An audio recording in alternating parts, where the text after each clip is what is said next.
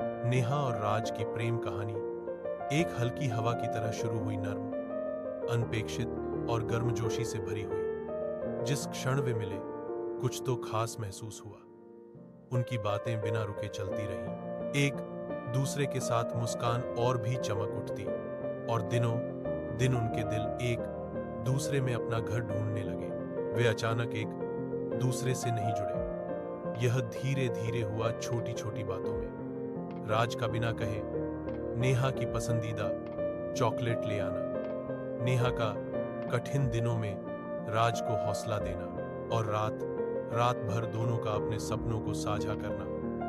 हर हंसी में, हर खामोशी में प्यार चुपचाप खिलता गया। जल्द ही उन्हें एहसास हुआ कि वे एक दूसरे के बिना जीवन की कल्पना भी नहीं कर सकते।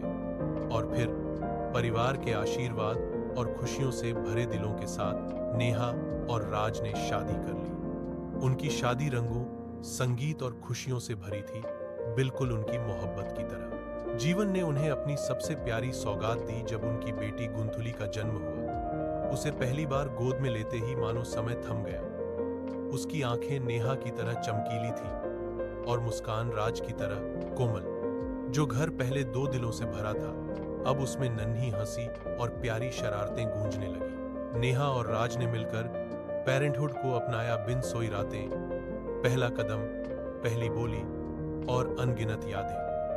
हर दिन उनका प्यार और भी मजबूत होता गया, नए अनुभवों और साझा सपनों से बुना हुआ। अब यह तीनों, नेहा, राज और छोटी गुंथुली, एक खुशहाल और पूर्ण परिवार की तरह रहते हैं। उनका घर गर्मजोशी, प्यार और खिलखिलाहट से भरा रहता है। वे साथ में साधारण शामों का आनंद लेते हैं, कहानी सुनाने की रातें बिताते हैं और इस सुकून में जीते हैं कि वे एक दूसरे के हैं। उनकी प्रेम कहानी साबित करती है कि सच